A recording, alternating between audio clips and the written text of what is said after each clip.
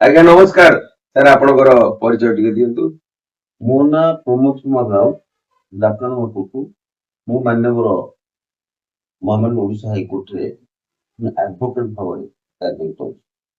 ଅତୀତ ଦିନରେ ସାର୍ ଆପଣଙ୍କର ବହୁତ ଜନସ୍ୱାର୍ଥ ମାମଲା ରହିଛି ଏବଂ ଏଇ ଜନସ୍ୱାର୍ଥ ମାମଲା ଜନସାଧାରଣ ମାନଙ୍କ ପାଇଁ ଯାହା କରିଛନ୍ତି, ବର୍ତ୍ତମାନ ଯୋଉ ବିଦ୍ୟୁତ ବିଭାଗର ଯୋଉ ସମସ୍ୟା ରହିଛି, ଲୋକମାନେ ଯୋଉ ଅତ୍ୟାଚାରିତ ହଉଛନ୍ତି, ସେ ବାବଦରେ ଆପଣଙ୍କର ମତାମତ ରଖନ୍ତୁ।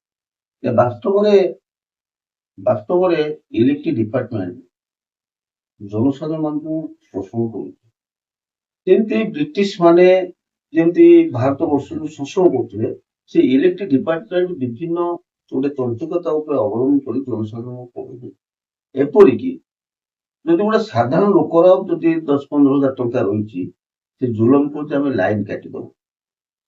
କିନ୍ତୁ ଗୋଟେ ଅପର ପକ୍ଷରେ ଯୋଉ ଲୋକମାନେ ଯୋଉ ବଡ ବଡ ଅଫିସର, ନେତା, ରାଜନେତା, ମନ୍ତ୍ରୀ, ଏମଏଲଏ ଏମାନଙ୍କର ଲକ୍ଷ ଲକ୍ଷ ଟଙ୍କା ରହିଛି, କିନ୍ତୁ ଆଙ୍କର ଲାଇନ କାଟିବା ପାଇଁ ଏମାନେ କହୁନାହାନ୍ତି।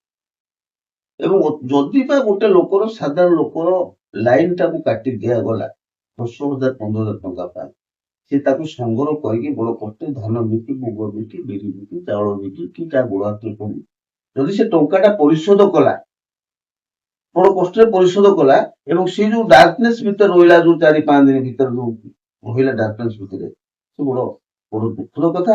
ଏବଂ ସେ ଯୋଉ ଗୋଟେ ପିଲା ଧର ପାଠ ପଢୁଥିବା ଏଜୁକେସନ ବ୍ୟାଘାତ ସୃଷ୍ଟି ହେବ। ଅପର ପକ୍ଷରେ ରୋଗୀ ଯଦି ଥିବ, ରୋଗୀର ଦୁଃଖ ଭିତରେ ଏହା ଛଡା ସେ ବିଭିନ୍ନ ତାଙ୍କର ବିଲିଂ ଲେଜରରେ ମଧ୍ୟ ମାନୁପୁଲେଟ କରାହଉଛି, ଚଞ୍ଚକତା କରି ଜନସାଧାରଣ ମାନଙ୍କୁ ସେ ଓଡିଶାର ଜନସାଧାରଣ ମାନଙ୍କୁ କୋଟି କୋଟି ଟଙ୍କା ଠକୁଛନ୍ତି ହେଲା। ଏବଂ ଅତୀତରେ ମଧ୍ୟ ବହୁତ ଲୋକ ମିଡିଆରେ ମଧ୍ୟ ବାହାରିଛି, ହୁଆ ହେଇଛନ୍ତି, କିନ୍ତୁ କୌଣସି ଏ ବାବଦରେ ଯୋଉମାନେ ରିପ୍ରେଜେଣ୍ଟେଟିଭ ଆମର ଅଛନ୍ତି, ଲୋକପ୍ରତିନିଧି ଅଛନ୍ତି, ଏ ବାବଦରେ ସାଧାରଣ ଜନତାଙ୍କୁ ସେମାନଙ୍କୁ ପ୍ରୋଟେକ୍ସନ ଦବା ପାଇଁ ସମ୍ପୂର୍ଣ୍ଣ ଫେରିଛି କି ପ୍ରୋଟେକ୍ସନ ଦବା କଥା ମଧ୍ୟ ଚିନ୍ତା କରୁନାହାନ୍ତି। ଏବଂ ସେମାନେ ପୁଣି କଣ କରୁଛନ୍ତି ନା, ପୁଣି ଗ୍ରାଉଣ୍ଡକୁ ଆସୁଛନ୍ତି, ଆମେ ପୁଣି ରାଜନେତା ହବୁ, ପୁଣି ଲୋକମାନଙ୍କୁ ଶୋଷଣ କରିବୁ।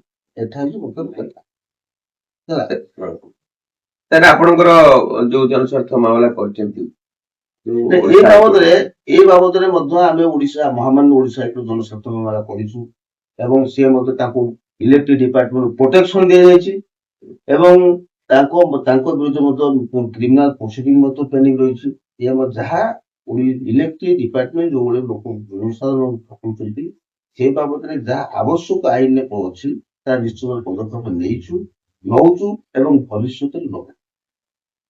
ଆଉ ମୁଁ ଏତିକି ମଧ୍ୟ ମୁଁ ଗଣମାଧ୍ୟମରେ ମୁଁ ଓଡିଶାର ମୁଁ ଏଇ ଗଣମାଧ୍ୟମରେ ଆମର ରାଜ୍ୟ ସରକାରଙ୍କୁ ମଧ୍ୟ ନିବେଦନ କରୁଛି, ଅନୁରୋଧ କରୁଛି ଏବଂ ପ୍ରାର୍ଥନା ମଧ୍ୟ କରୁଛି, ସିଏ ଏ ବାବଦରେ ଗୋଟେ ଉଚ୍ଚସ୍ତରୀୟ ତଦନ୍ତ, ସିବିଆଇ ର ତଦନ୍ତ କରାଯାଉ ଇଲେକ୍ଟ୍ରିକ ଡିପାର୍ଟମେଣ୍ଟ ମଧ୍ୟରେ, କରି ଜନସାଧାରଣଙ୍କୁ ନ୍ୟାୟ ପ୍ରଦାନ କରାଯାଉ। ମତେ ମୁଁ ପୁଣି ଥରେ ଓଡ଼ିଶା ସରକାରଙ୍କୁ ନିବେଦନ କରୁଛି, ଅନୁରୋଧ କରୁଛି ଏବଂ ପ୍ରାର୍ଥନା କରୁଛି।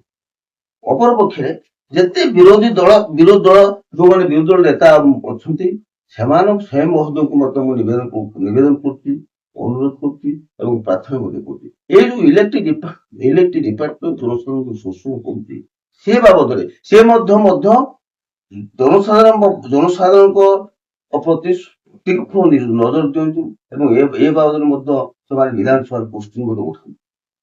ଅତୀତରେ ମଧ୍ୟ ବହୁତ ଲୋକ ପ୍ରତିନିଧି ଏମାନେ ଯାଇଛନ୍ତି, ସରକାର ରହିଛି, କିନ୍ତୁ କୌଣସି ସରକାର କେବେ ବି ଅଦ୍ୟାବିଧି ଯେ ଯୋଉ ଇଲେକ୍ଟ୍ରିକ ଡିପାର୍ଟମେଣ୍ଟ ଯୋଉ ଭଳି ଭାବରେ ବ୍ରିଟିଶ ସରକାର ଭଳି ଶୋଷଣ କରୁଛି, ସେ ବାବଦରେ କେହି ବି ତୀକ୍ଷ୍ଣ ଦୃଷ୍ଟି ଦେଇନାହାନ୍ତି। ବଡ ଦୁଃଖ ଏବଂ ପରିତାପ ବିଷୟ। ଆଉ ଗୋଟେ କଥା ମୁଁ ସୂଚିତ କରିବାକୁ ଚାହୁଁଛି, ଗୋଟେ ଗଣତନ୍ତ୍ର ସରକାରରେ ଯେତେ ଅର୍ଗାନାଇଜେସନ ରହିଛି ବା ଯେତେ ସଂଗଠନ ରହିଛି ବା ଯେତେ ସଂସ୍ଥା ରହିଛି, ଯେକୌଣସି ସଂସ୍ଥା ହଉ, ପ୍ରତ୍ୟେକ ସଂସ୍ଥାର କାମ ହେଲା, ମୂଳ ଲକ୍ଷ୍ୟ ମୂଳ ମନ୍ତ୍ର ହଉଛି ସେ ଜନସାଧାରଣ ମାନଙ୍କର ସ୍ୱାର୍ଥକୁ ଗୁରୁତ୍ୱ ଦେବ। ଆଜ୍ଞା କିନ୍ତୁ ବଡ ଦୁଃଖର କଥା କୌଣସି ସଂସ୍ଥା ବା କୌଣସି ଅର୍ଗାନାଇଜେସନ ବା କୌଣସି ରିପ୍ରେଜେଣ୍ଟେଟିଭ ଏ ବାବଦରେ ସରକାରଙ୍କ ଜନସାଧାରଣ ମାନଙ୍କ ଗୋଟେ ସୁବିଧା ନିମନ୍ତେ ବା ଯୋଉମାନେ ଶୋଷଣ କରୁଛନ୍ତି ଇଲେକ୍ଟ୍ରିକ ଡିପାର୍ଟମେଣ୍ଟ ସେ ବାବଦରେ କେହି ବି ସ୍ୱର ଉତ୍ତୋଳନ କରୁନାହାନ୍ତି। ଏହାର କାରଣ କଣ ଏ ମଧ୍ୟ ଆମେ ବୁଝିପାରୁନୁ। ତେଣୁ ଆମେ ନିଶ୍ଚିତ ଭାବରେ ଇଲେକ୍ଟ୍ରିକ ଓଡିଶାର ଜନସାଧାରଣଙ୍କୁ ନ୍ୟାୟ ଦେବା ପାଇଁ ଯାହା ଆଇନଗତ ପଦକ୍ଷେପ ଅଛି ଆମେ ନିଶ୍ଚିତ ଭାବରେ ନଉଛୁ ଏବଂ ଭବିଷ୍ୟତରେ ମଧ୍ୟ ନବୁ। ଆଉ ପରିଶେଷରେ ମୁଁ ମଧ୍ୟ ପୁଣି ଥରେ ସମସ୍ତ ସଂଗଠନ ଅର୍ଗାନାଇଜେସନ ଏବଂ ମାନ୍ୟବର ଓଡିଶା ସରକାର ଏବଂ ମାନ୍ୟବର ବିରୋଧୀ ଦଳ ନେତା ମାନଙ୍କୁ ମୁଁ ନିବେଦନ କରୁଛି, ଅନୁରୋଧ କରୁଛି, ପ୍ରାର୍ଥନା କରୁଛି ଇଲେକ୍ଟ୍ରିକ ଡିପାର୍ଟମେଣ୍ଟ ଯେପରି ଓଡିଶାର ଜନସାଧାରଣଙ୍କୁ ନ ଠକିବେ, ସେମାନେ ଯେମିତି ଶିକାର ନ ହେବେ ସେଥିପ୍ରତି ଯାହା ଆବଶ୍ୟକ ଆଇନଗତ ପଦକ୍ଷେପ ନେବା ପାଇଁ